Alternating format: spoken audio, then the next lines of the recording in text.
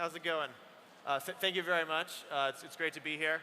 I thought I'd talk a little bit about some of what we're doing and seeing in Silicon Valley and here in Korea, and then leave some time open for questions as well. So I'm pretty sure she gave a background there. I couldn't quite understand all of it, but basically, I'm partners with Brian Koo and a few others, and we've built a bunch of companies in Silicon Valley, and now we're investing between the two areas. And really enjoying being out here in Korea today. We just so usually when we come to Korea from Silicon Valley, like historically, we've always come here to basically do partnerships with the tribals. So we visit Samsung and LG and CJ and Korea Telecom, and that's been like most of what we've done when we come here the last decade.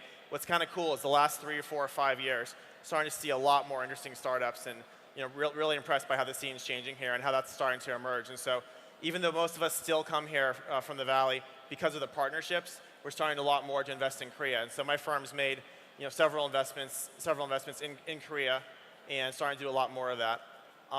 Maybe to speak a little bit about the types of things we're seeing. Our view in Silicon Valley right now is that there's a new type of company emerging that's about solving hard problems in big industries, and it's very different, I think, than how most people see the types of startups that they build in Asia. And so the kind of history in Silicon Valley, or really in technology in general, the last 100 years, is there's been like 5 types of companies, is our view of the world. So starting off about 100 years ago in Silicon Valley, when you created the TV and the radio and all these things, you had what a lot of people refer to as the electronics wave. So the first one was like electronics, and HP was the big electronics company, and that's what created most of the value. And then if you fast forward a little bit, the second wave of companies was what we refer to as the semiconductor wave. And so the second wave of companies happened after you invented the transistor, and for quite a while, a lot of the value captured was people starting National Semiconductor and Fairchild, and obviously now it's Intel and AMD, but it's all these different semiconductor companies, and obviously Asia came into that wave as well. And the people who built those companies, they became the investors in the next wave. And so the first real wave of investors in general, in the history of technology, was the guys who built National. For example, one of my mentors, who's 52 years older than me, he built National Semiconductor. Then he and his partner started Sequoia, which is one of the first investment firms in Silicon Valley. And so you have Sequoia and Kleiner that came out of that wave. And so if you go back about 25 to 40 years ago, most of the companies were building enterprise software. And if you look at the old enterprise software wave, it's what a lot of us consider to be very boring stuff. It's stuff like payroll and data warehousing and all these really simple linear systems. And what's interesting is most of the big industries in the world today are still run by these systems that were built during that wave, kind of in the 1970s, 1980s. And so of course, after the third wave of companies, you have the telecom wave and you have the consumer wave. And of course, consumer you could say is Web 1.0, Web 2.0, and mobile. And basically, almost everyone who's building technology and making money the last 15, 20 years is in this fifth wave, is in the consumer wave of companies. And we tend to think that at this point, that fifth wave, even though it's still interesting, we think it's very crowded, and we think that probably most of the value has already been created in terms of the platforms that already exist. And so we think things like Facebook and Google and Twitter and a lot of these other companies, we think have captured the majority of the value. And so just like these other waves of companies, we think consumer wave is now kind of winding down. And it just tends to be people who are building consumer companies are probably not going to create the next big, most important companies right now. That's our view anyway. And so the question is, like, what happens next? And if you go back to that third wave of companies that kind of runs all the big industries, we think that's actually a really interesting thing to look at, because you look at the new companies in Silicon Valley. The first company I built, something called Palantir, which is people call it a big data company, but really what it's doing is it's solving the hard data infrastructure problems related to running these large industries. And there's quite a few other companies like that right now. So there's this what we call a new wave of companies, which is like the smart enterprise wave of companies. And so if you look at like where is most of the value in the world going to be, in the technology world, going to be created over the next 10 or 20 years, we would argue that a lot of it's going to be in these smart enterprise companies. That's not to say that we don't still do some things as a consumer, but I think it's a really important thing to look at. And when you're thinking about how do you capture the value in these companies, how do you build these new platforms, the consumer wave has a lot of lessons for what the platforms should look like. And so if you look at most of the companies in the consumer wave, there's some principles that we refer to a lot in the Valley that I'm sure you talk about here too. There's a question of how do you own a platform and how do you own a network effect. And you guys probably already know what those are, but just to review over it, like we refer to a network effect as if you already have 100 people on the platform, it makes the 101st person a lot easier to come on. So eBay, for instance, or PayPal are obvious network effects, right? So if you already have a bunch of people on it, the next person comes on. And so when I was at PayPal when I was quite young, and we started with about 100 people sending payments, and every week we grew 37%. And so after a few years, then you have 75 million people on it. It's a very straightforward viral network effect. And so everyone kind of understands these for consumer, right? Facebook, LinkedIn, these are all obvious networks. A platform is when you can build on top of it and make it more valuable. I think people understand that for consumer. I think people are very bad at using these same principles for enterprise, but actually they're very important for enterprise as well. So you look at the most important new enterprise companies in Silicon Valley, and the fact that people are on it drive more people onto it based on the fact they're sharing information through it. And so that's a really important thing to think about. Enterprise in the old days, it was all about sales. So basically, the old enterprise companies, you had to have the very best sales guys, and that's how you won. These days, sales is something you're using to fill in the gap until your technology becomes viral. And so anyway, that's something we think about a lot for enterprise. And then in general, in the smart enterprise companies, what you're doing is it's a much more technology-driven company. So kind of a cool thing in Silicon Valley right now, which I think is also going to apply here, is the very best technologists are the ones that kind of have all the power and run everything. Because even though sales matter, it doesn't really matter that much, because at the end of the day, the engineering cultures are going to be what's win. And it's an interesting challenge for Korea that we see, because in our experience, there's a few really good engineers that are going into startups, but obviously historically the best ones have always gone to Samsung and to LG and to the big companies. And I think that's a big challenge here. One of my favorite investments here is a company called Coupang. I think it's doing amazing things. And I think Baum, the founder's story is very telling. That when he went to rent a house or buy a house, the real estate agent said, you speak such good English, how come you're not working for Samsung? And so that's, in America, you'd never get that question if you're someone who's running a successful startup, because in America, going to a successful startup is seen as like the better thing to do. If you're like a really great engineer at a top school and you go to a big company, everyone says, what's wrong with you? Like, I'm so sorry, why couldn't you find something better to do? But I think in Korea, it's still maybe a shift. It's going to be interesting. So hopefully the culture becomes more and more acceptable for people not to go to the big companies. So I think that's how you get the startup scene here to be more exciting. Another principle that we think is really important, and I'm starting to see this a little bit here, is you don't want to build what anybody else is building. So I think if you want to build like an okay company, you see what are other people building, and let's build one of those. Let's build yet another game company or yet another simple company. But I think the companies in Silicon Valley and the companies that really break out, you have to have an idea that's very, very new and very, very different, that's driven by technologists. And so I think you're starting to see that, but I think there's a lot of copycat companies, which to us is not as interesting. And then the other thing that I think actually is done very well here is the very best companies in technology, in our opinion, they have very low salaries and very high equity. And so you're starting to see more of that, at least in my opinion here, although a lot of times there's not an equity culture. So that's actually the one quantitative variable you can use in Silicon Valley to measure companies that has some predictive effect. Because venture capital is very hard to predict what's going to work. But the one thing you can use where we did studies is that any companies that are early, that are paying their early employees or early people a lot of cash, they do much worse than the ones that are paying the people less cash. And it's not because they're going to run out of money. It's because of the culture that it's implying. You want a company where the very best people come together and they're there for the upside, not for the cash. And so I think you sometimes see that here as well. But in the Valley, it's very clear, and it's like a really big mistake people make when they pay a ton early for people. So if you have people who are only willing to leave Samsung to go to a company, if you're going to get paid lots and lots of cash, that's not the person you want to hire. You want someone who's willing to come because they believe in the mission and they want upside. So I think you're starting to see that as well, which I think is very exciting. Something else I wanted to say, I'm really excited to see that most of this conference is being run in English right now. A lot of people will come over and try to pitch companies from around the world in Silicon Valley. And sometimes if people don't speak very good English, they'll send somebody to pitch for them. They'll say, oh, it's okay, my friend speaks English, she can explain it. And I'll tell you that never, at least in my experience, that never works. The very best investors, they want to get to know the CEO. So I think anyone who's here who doesn't speak English, you shouldn't even be here. You should be studying English, and then you should come back and try to build your company. I know it sounds obnoxious coming from someone from America, but I really believe to be in the global technology culture, the founder themselves has to know how to speak English and has to learn that. But I think it's really cool. I think this year we're seeing a lot more of that going on here.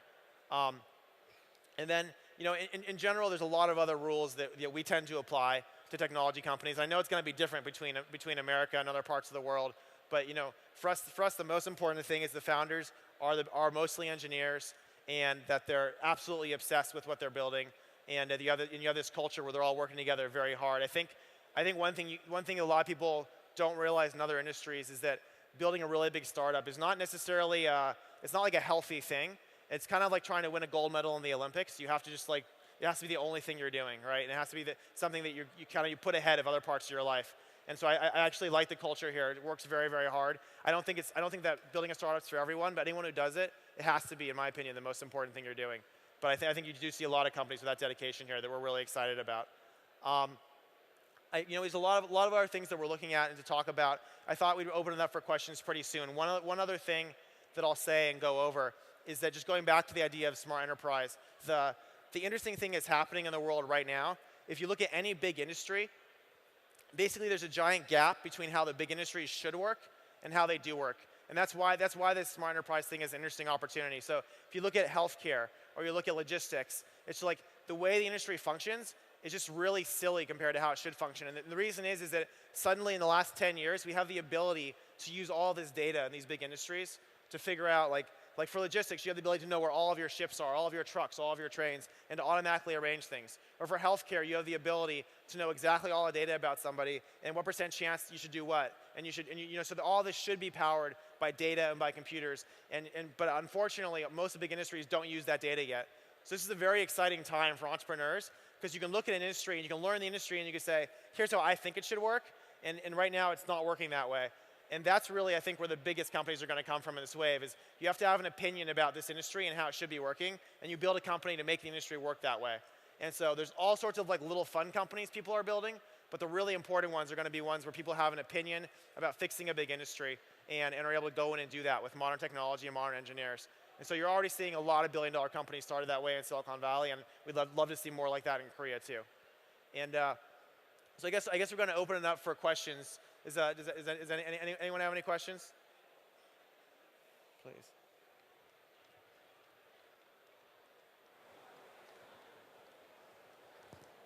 Thank you for your talk. And let's say, what company are you looking for your next investment? Well, I think the companies we're looking for, as I was saying, is I want a team of really good engineers that are solving. Sorry? Can you give us a specific name of the company? Well, if I already knew, I already would have invested in it. But in terms of, so Formation8 makes a lot of different investments. One of our recent investments was a company called Oculus, which they mentioned earlier, which we sold to Facebook.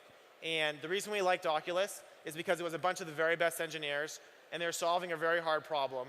And they actually had a bunch of ideas about how their technology would apply not only to consumers through virtual reality, but how they could fix education and how they could fix other industries. And so we actually helped them work with Samsung and did a big deal, and we were very excited by the outcome. And there's a lot of companies right now we're invested in logistics. They're using data there. There's health companies that are using data to do healthcare better. So I can give a lot of different examples, but we want groups of engineers solving hard problems in big industries is what we're excited about. Any other questions?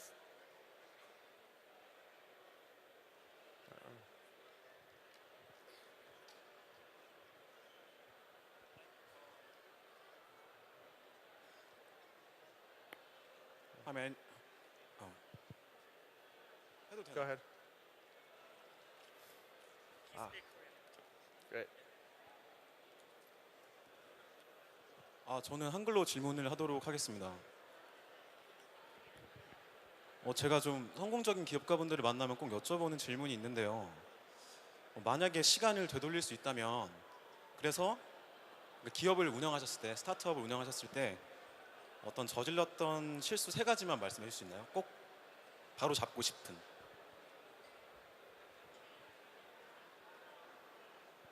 Sure, that's a good question. Yes, what are 3 big mistakes that we made when running our startup?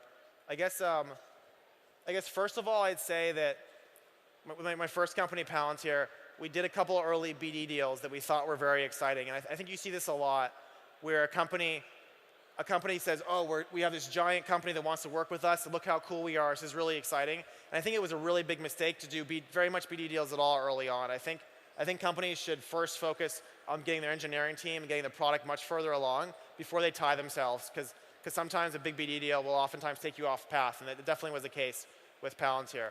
I think a similar mistake, which is a little bit different, is trying to scale the sales team too early as well. I think most of the people you should hire early on at your company, even if they're going to help you with sales, maybe they should be sales and product, if that makes sense. So there's engineering, and there's product, and there's sales, and you probably don't want any pure sales people early at all. You probably want mostly engineers, and if you have to talk to a few customers early to get feedback, your sales guys should also be product guys, as much as possible. Having a pure sales team early is just not necessary, because they're just going to keep trying to do sales, and you don't need that early on. The only thing that matters first couple of years is learning where the product should be going. And so I think that's another mistake. Probably a third one relates to something else I was saying, is there are some really talented people who we wanted to hire who wanted very high salaries, and they cared more about their salary.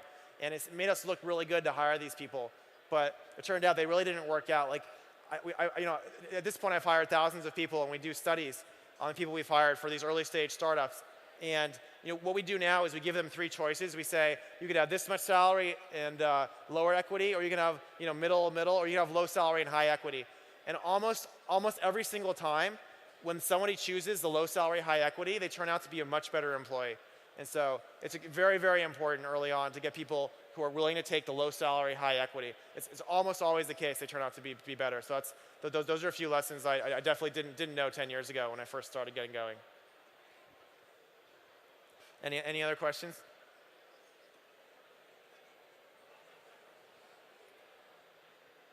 Oh, we got someone back there. Could you bring a microphone back there? Anyone?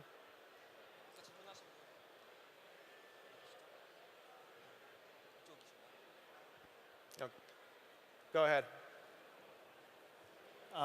So is there like a general rule that we can follow for the equity side? So I'm always looking for some hard worker who's also talented, but I was wondering what the carrot is for the new coming. Yeah, no, that's a great question, and this is the kind of thing you have to kind of figure it out every different time. It's very hard. I'll give you a few principles. I mean, I think one big mistake in general in startups is that there's always bright people all trying to do their own startup, and it drives me crazy because you just want to take them and say, I wish you guys would all work together, because building a billion-dollar company requires so many good people working together. So that's the biggest mistake, is that everyone wants to do their own thing. Like when we started Palantir, I did it with like 4 other very talented friends, and most of the first 20 people we hired could each have done their own company. But instead, we convinced them to come together. And that's why Palantir is worth $10 billion today, because the first 25 people were each amazing. And we were very generous. Like some of the people even got like 4%, even though they were maybe an employee number 15. And they say, and you hear that and you say, how could you give 4% to your 15th employee? And well, he was one of the very best engineers I've ever met, and he's a superstar. And let's do the math in our heads. Let's say you personally own 30% of your company, and 2 people come in and they're so amazing that combined you give them 10%. Like now, what do you own? And the first thing is 30 minus 10 is 20, but that's not the math. If you own 30% and you give 2 amazing people 10%, now you own 27%, right? Because you've diluted yourself by 10%. And that's oftentimes completely worth it, because 30% of 0 is 0. So I think the thing I'd say is people always get the math wrong, and they're not nearly generous enough. Your job is to bring in as many superstars as you can. You want the very best people. And the thing is, once you get like 10 or 20 of the very best people, it becomes self-fulfilling, because then everyone else wants to work there. So I think one of the most important things you could do if you're a startup is to be very generous, give a lot of equity, and that's okay, because that's going to make your company worth a lot more. So it's a worthwhile trade-off. So yes, normally engineers don't get more than 1 or 2% when you're 20 or 30 people. Sometimes, but I think the mistake people make is they only give like 0.2%, and they're not getting nearly as good people, and their companies don't get as big. So I'd argue to be very generous if you can.